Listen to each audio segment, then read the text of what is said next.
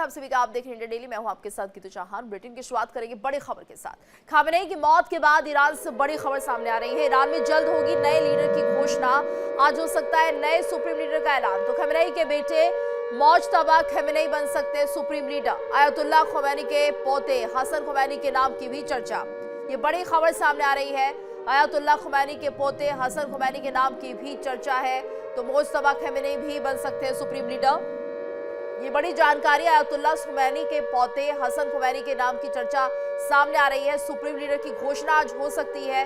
ये बड़ी खबर, और चुनाव आज ही होगा, ये भी बात सामने आ रही है। तो यहाँ पर बताया जा रहा है कि खोमैनी के बेटे मोज्तबा खामेनेई भी बन सकते हैं सुप्रीम लीडर। आयतुल्लाह खोमैनी के पोते हसन खोमैनी के नाम की भी चर्चा चारों तरफ दिखाई दे रही है। तो ये बड़ी खबर, ईरान में जल्द होगी नए लीडर की घोषणा।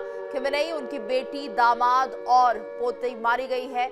आज हो सकता है नए सुप्रीम लीडर का ऐलान। ये बड़ी खबर, खामेनेई के बेटे मोज्तबा खामेनेई, और यहाँ पर यह भी कहा जा रहा है कि आयतुल्लाह खामेनेई के पोते हसन खोमैनी के नाम की भी चर्चा चारों तरफ बनी हुई है। तो अगला चार्ज कौन लेगा, जिम्मेदारी कौन लेगा, ये देखना होगा। लेकिन आज सुप्रीम लीडर का चयन होना है, जिसमें उनके बेटे और पोते का नाम शामिल है। और वहीं एक और बड़ी जानकारी इस वक्त आपको हम बता दें, तो देखिए ईरान का दुबई में सीआईए ऑफिस पर हमला हुआ है। बड़ी खबर, ईरान का दुबई में सीआईए ऑफिस पर हमला। दुश्मनों को करारा जवाब देंगे, ईरान का कहना है। ईरान की इजराइल यूएस को बड़ी धमकी। ईरान ने कहा बहुत बड़ा हमला करेंगे, दुश्मनों को करारा जवाब देंगे ईरान की तरफ से। ये बड़ी खबर, दुबई में सीआईए ऑफिस पर हमला किया गया है।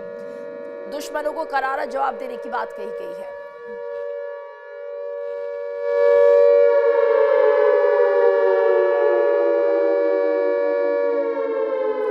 ईरान का दुबई में सीआईए ऑफिस पर यह हमला, दुश्मनों को करारा जवाब देने की बात कही जा रही है। ईरान की इजराइल यूएस को बड़ी धमकी। ईरान ने कहा बहुत बड़ा हमला करेंगे, दुश्मनों को करारा जवाब दिया जाएगा। ईरान की तरफ से बड़ी जानकारी सामने आ रही है। सीआईए ऑफिस पर हमले की बात आ रही है, दुश्मनों को करारा जवाब देंगे, ईरान का कहना है। ईरान की इजराइल यूएस को बड़ी धमकी। ईरान ने कहा बहुत बड़ा हमला करेंगे। तो आपको बता दें, एक और बड़ी खबर आपको बता दें, इस बीच ईरानी सेना ने धमकी दी है। बड़ी खबर, ईरानी सेना ने धमकी दी, खलीफा की मौत का बदला लेंगे, अमेरिका को अंजाम भुगतना होगा, इतिहास का सबसे बड़ा हमला होगा। ईरानी सेना ने धमकी दे दी है। ये बड़ी खबर, इस हमले को रुकने नहीं देंगे, बहुत बड़ा हमला हो सकता है, खलीफा की मौत का बदला लेंगे, अमेरिका को अंजाम भुगतना होगा। ये बड़ी खबर, इतिहास का सबसे बड़ा हमला अब होगा, अमेरिका को अंजाम भुगतने की बात कही जा रही है। इतिहास का सबसे बड़ा हमला होगा, ये कहना है ईरानी सेना का। ईरानी सेना ने ये कह दिया है, धमकी दे दी है, खलीफा की मौत का बदला लिया जाएगा, अमेरिका को अंजाम भुगतना होगा, इतिहास का सबसे बड़ा हमला ये होगा। तो देखिए ईरानी सेना किस तरह से धमकी दे रही है, खलीफा की मौत का बदला लेने की बात कही जा रही है, अमेरिका को अंजाम भुगतने की बात कही जा रही है, और इतिहास का सबसे बड़ा हमला ये होगा, ये ईरानी सेना कह रही है। कि यहाँ पर देखिए खलीफा की मौत के बाद किस तरह से अमेरिका को नेस्तनाबूद किया जाएगा। धमकी अमेरिका को दे रही है ईरानी सेना कि खलीफा की मौत का बदला लेंगे, अमेरिका को अंजाम भुगतना होगा, इतिहास का सबसे बड़ा हमला होगा। तो ईरानी सेना ने धमकी दी है। मिडिल ईस्ट में भीषण युद्ध अभी भी जारी है, और इस वक्त हमारे साथ और भी मेहमान जुड़ चुके हैं। तो देखिए इस वक्त हमारे साथ ग्रुप कैप्टन आलोक साय जी जुड़ गए, रक्षा विशेषज्ञ है, और साथ ही साथ राम श्रीवास्तव जी हमारे साथ जुड़े हैं, विदेश मामलों के जानकार हैं, और हमारे साथ डॉक्टर डी के गुप्ता, विदेश मामलों के जानकार भी जुड़े हैं। आप सभी का बहुत बहुत स्वागत है, और शुरुआत करती हूँ आलोक साय जी से। सर, आपसे समझना चाहेंगे फिलहाल जो स्थितियां बनी हुई है, क्या माना जाए, ईरान का जो ये युद्ध चल रहा है वो रुक जाएगा, या फिर अगला सुप्रीम लीडर सामने आएगा और इस युद्ध को आगे बढ़ाया जाएगा? देखिए, अभी ईरान में तो अगला सुप्रीम लीडर डिसाइड करेंगे वो कि कौन सत्ता संभालेगा, ये बात तय है। लेकिन ईरान में काफी अभी उथल पुथल होने की संभावना है, मुझे जो लग रहा है, क्योंकि इस तरह के युद्ध के बाद जब आप किसी के नेता को मार देते हो, और वो एक देश और देश के बीच की साधारण लड़ाई नहीं है, ये लड़ाई थोड़ी अलग है। अलग इसलिए कि ईरान में भी विद्रोह हो रखा है खुमैनी के खिलाफ में और उस शासन के खिलाफ में। तो ऐसे में काफी उथल पुथल होने की संभावना है आने वाले दिनों में। अभी तत्काल अगर नहीं तो आने वाले दिनों में वहां सत्ता की लड़ाई छिड़ सकती है विभिन्न ताकतों के बीच में। अमेरिका की भी दखल अंदाजी होगी वहां। तो अभी तो ईरान जो है वो गुस्से में है खुमैनी के मौत के बाद, और जैसे गुस्से में बयान दिए जा रहा है, उसने काफी ज्यादा और अटैक किया है और ज्यादा खतरनाक आक्रमण की धमकी उसने दी है।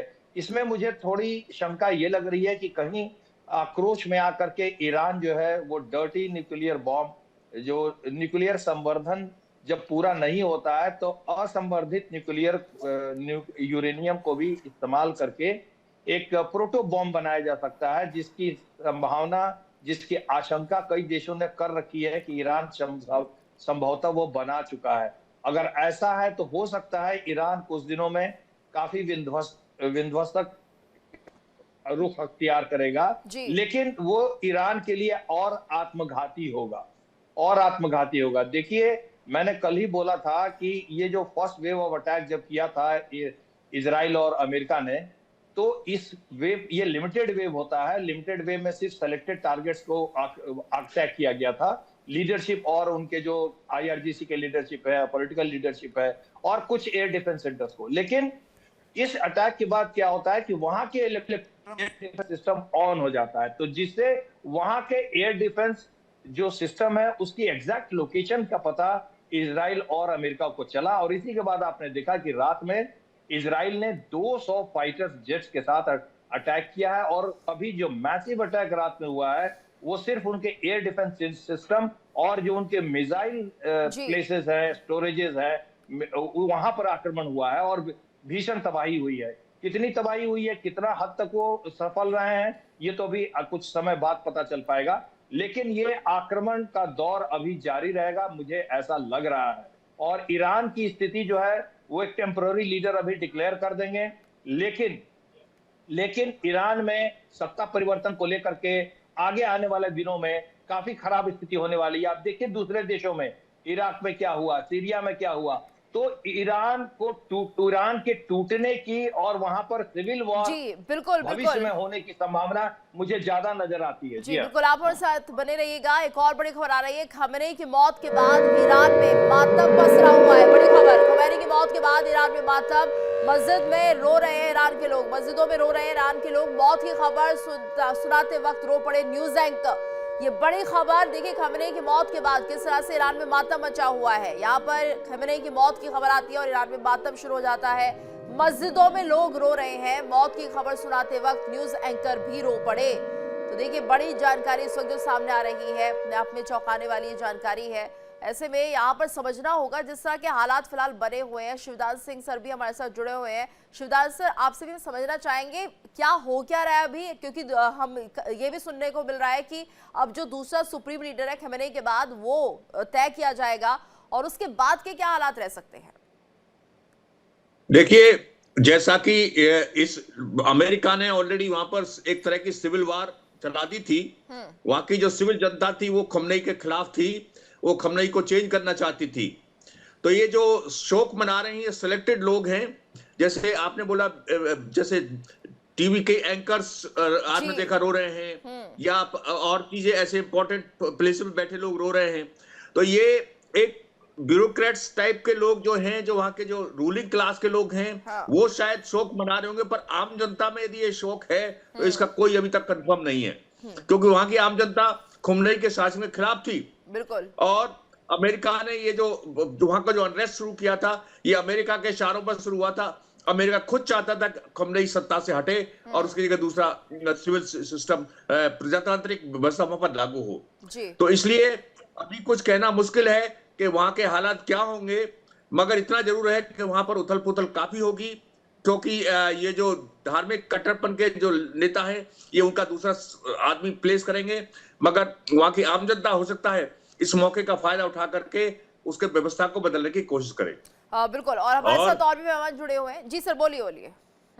और इससे अभी इस वक्त जो जैसे कहा गया है कि ईरान इसका बदला लेगा, तो ये जो बेसिस है मिडिल ईस्ट में अमेरिका के, उनको बर्बाद करने की कोशिश करेगा ईरान, और इससे पूरे मिडिल ईस्ट में एक प्रकार की अशांति फैल जाएगी और एक प्रकार से पूरे मिडिल ईस्ट में एक तरह की आग लग जाएगी। इससे पूरी विश्व की व्यवस्था पर प्रभाव पड़ेगा, क्योंकि इससे मिडिल ईस्ट से जो ऑयल पूरे विश्व को सप्लाई होता था उसमें इंटरप्शन आएगा, और पूरे विश्व में ऑयल की क्राइसिस मचेंगे जी। और पूरे विश्व में कीमत बिल्कुल बढ़ेगी। ये दुष्परिणाम है। आने वाले दिनों में क्या कुछ ये जो इंतजाम है किए जा सकते हैं। और फिलहाल जिस तरह से हम देख रहे हैं राम श्रीवास्तव सर कि अगर यहाँ पर देखिए तेल की कमी होगी तो क्या कुछ तैयारियां की जानी चाहिए? क्या वाकई ऐसा होगा कि मिडिल ईस्ट में जिस तरह से अशांति फैली हुई है इसका असर पड़ेगा और भारत पर भी इसका एक बड़ा असर पड़ता हुआ दिखाई देगा?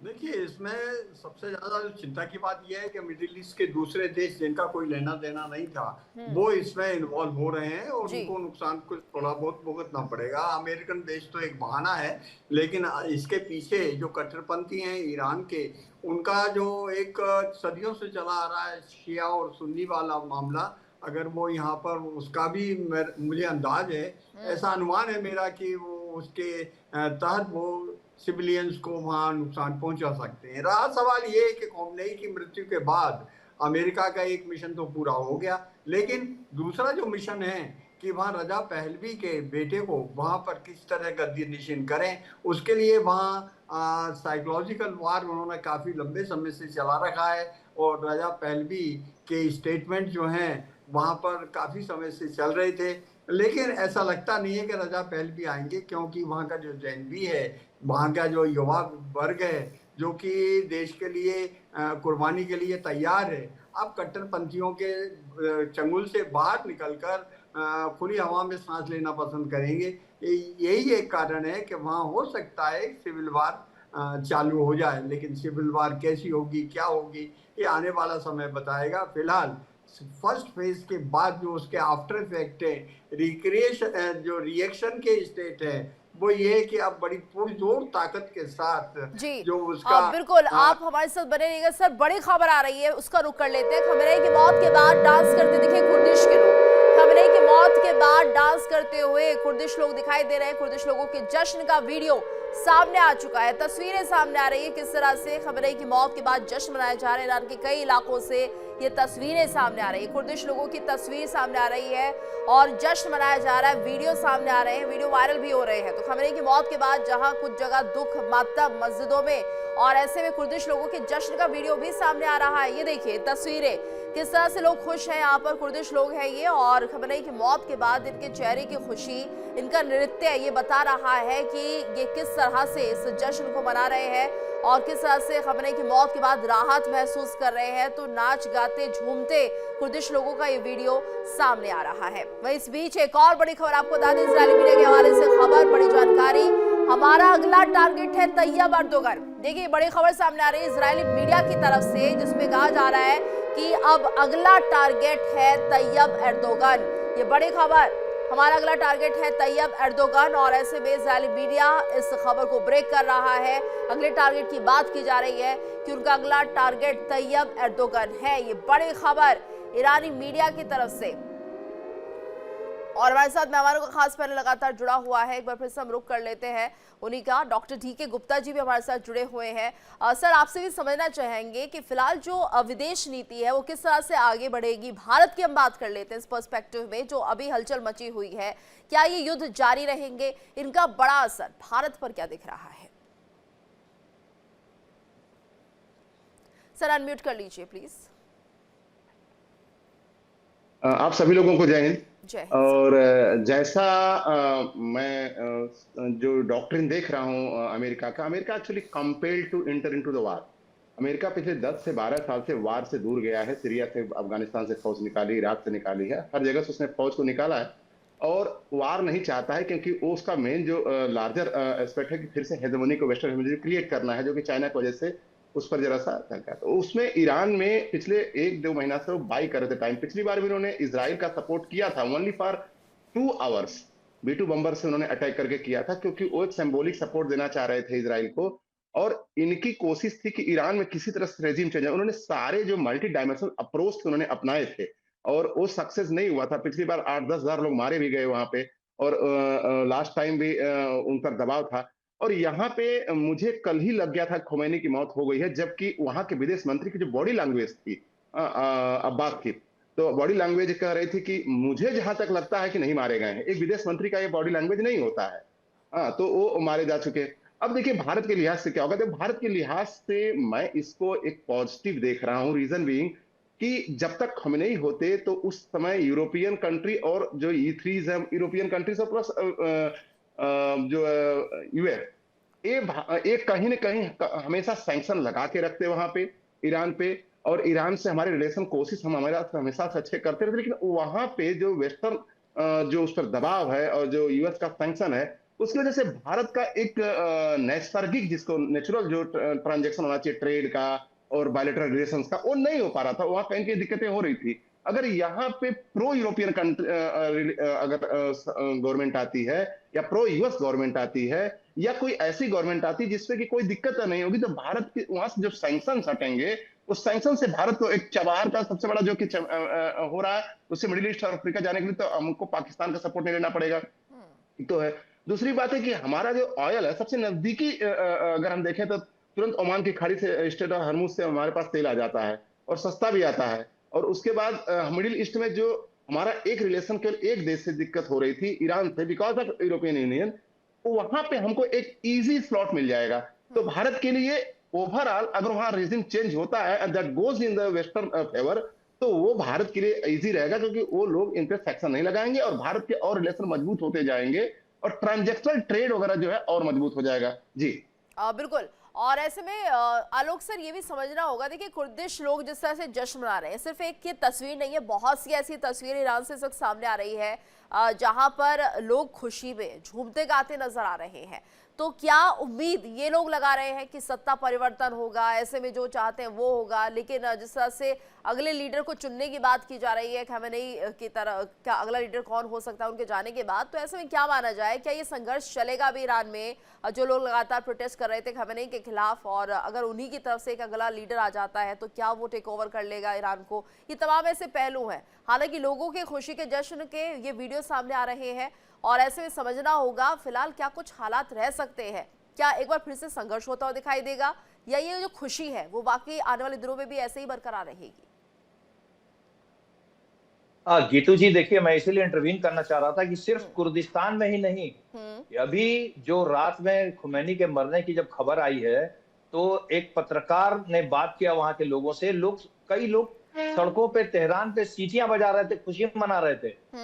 तो ये जो वहां की जनता जिस तरह से त्रस्त हुई है, जिस तरह से मारा गया है, 35,000 लोगों को का कत्ल कर दिया गया है, आप क्या समझते हैं कि वहां के लोगों में आक्रोश नहीं होगा? जबरदस्त आक्रोश होगा। और इसीलिए मैं ये संभावना व्यक्त कर रहा हूं कि ईरान अब एक बहुत ही बुरी स्थिति को झेलने वाला है आंतरिक स्तर पे, क्योंकि वहां पर जो है, जो भी सत्ता संभालेगा वो एग्रेसिव पॉलिसी अख्तियार करेगा, युद्ध करेगा, युद्ध का स्वरूप बढ़ाना चाहेगा, जबकि वहां की जो आम जनता है वो नहीं चाहती है। वो चाहती है शांति स्थापित करना, वो कट्टरपंथी मुल्लाओं से अपना छुटकारा चाहती है। तो यहाँ पर देखिए, भले ही लोग आलोचना कर लें कि अमेरिका का ये कदम गलत है, ईरान का ये कदम गलत है, लेकिन जिस तरह की सत्ता की स्थापना वहां ईरान में रिवॉल्यूशन के बाद की गई थी, जिस तरह से औरतों को, लड़कियों पर पाबंदियां लगाई गई थी, जिस तरह से वहां पर धार्मिक अंधापन के तरह से शासन चलाया जा रहा था, और जिस तरह से बयान दिए जाते थे, आप देखिए खुमैनी साहब ने सार्वजनिक पटल पे कई बार वहां पे बयान दिया कि ईरान का एकमात्र उद्देश्य है विश्व के नक्शे से इजराइल को खत्म करना, ज़ियोनिस्ट शासन को खत्म करना। कौन सा देश इस तरह से सार्वजनिक बयान देता है? तो आपने जो अपना स्वरूप दिखाया है, उस स्वरूप के कारण कई देश आपके खिलाफ खड़े हो गए।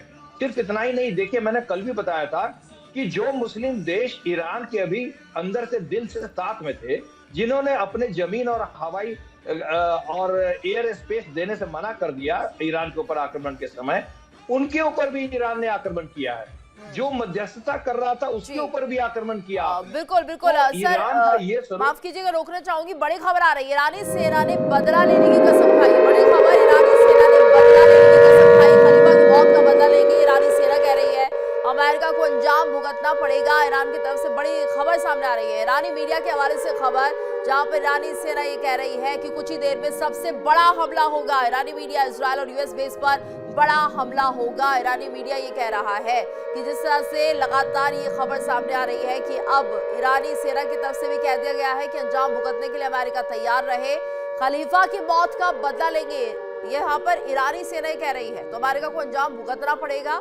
ईरानी मीडिया के हवाले से बड़ी खबर, कुछ ही देर में सबसे बड़ा हमला होने की बात कही जा रही है। ईरानी मीडिया की तरफ से इजरायल और यूएस बेस पर बड़ा हमला होगा, ये बड़ी खबर इस वक्त सामने आ रही है।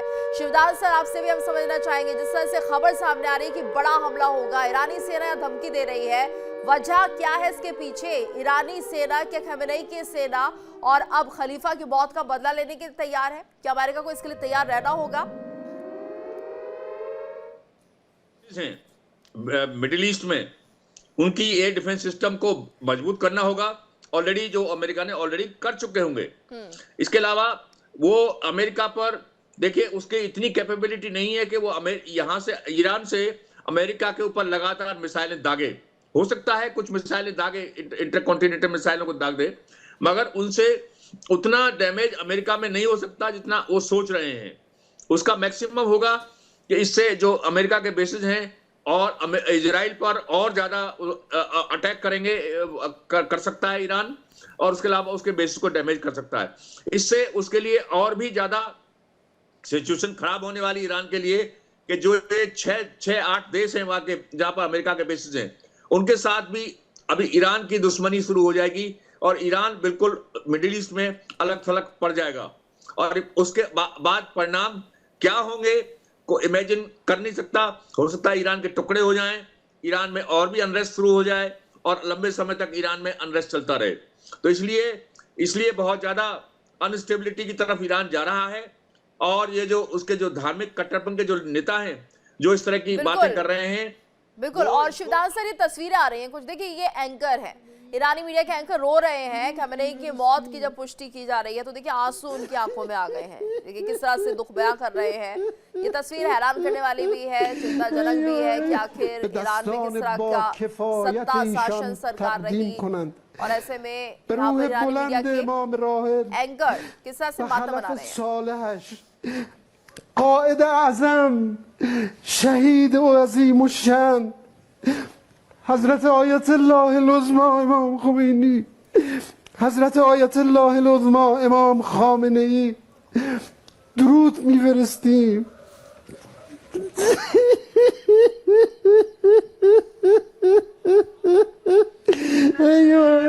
به دستان با کفایت ایشان تقدیم کنند به روح بلند امام راحل و خلف صالحش. तो देखिए ये ईरानी मीडिया और वहाँ के एंकर किस तरह से खमेनेई की मौत का ऐलान जब कर रहे हैं तो रोते हुए नजर आ रहे हैं। और अपने आप में राम सर, ये कैसी तस्वीरें हैं कि देखिए किस तरह का यहाँ पर सत्ता शासन रहा होगा कि मीडिया भी इतनी ज्यादा प्रभाव में रही कि खमेनेई की मौत के बाद आंसू निकल रहे हैं। देखिए, खबरों के बाद जो आंसू निकल रहे हैं मुझे तो बिल्कुल बनावटी लगते हैं, मगर के आंसू हैं। क्योंकि उनकी अगर केमिस्ट्री देखें, बॉडी लैंग्वेज देखें, तो रोने जैसी नहीं लग रही है। वो नाटक कर रहे हैं। अब नाटक क्यों कर रहे हैं, क्या कर रहे हैं, उसके कई कारण हो सकते हैं। सबसे बड़ा कारण तो यही है कि वहाँ अभी आतंक पूरी तरह से खत्म नहीं हुआ है। खमेनेई के जो फॉलोअर्स हैं वो पूरी तरह से अभी एक्टिव हैं और कुर्सी पर बने रहने के लिए, नौकरी बनाए रखने के लिए इस तरह का नाटक करना शायद उनके लिए जरूरी होगा। अब रहा सवाल ये कि आगे क्या होगा, ये एक बड़ा प्रश्न चिन्ह है। लेकिन स्पीच जो है ट्रंप ने जो कहा है, वो ये कहा है कि हमें मालूम है अगला कौन बनने वाला है। ये एक फिलर भी हो सकता है, इससे इस तरह के एक साइकोलॉजिकल वारफेयर का एक हिस्सा भी हो सकता है। लेकिन दूसरी जो सबसे चिंता की खबर है वो ये है कि बुर्ज खलीफा को कल रात को खाली करा लिया। देखिए इंडिया डेली 24/7 अब आपकी स्मार्ट टीवी पर। इंडिया डेली मौजूद है सभी डिजिटल प्लेटफॉर्म पर लाइव और लगातार। इंडिया डेली 24/7 हर दिन राष्ट्र को समर्पित।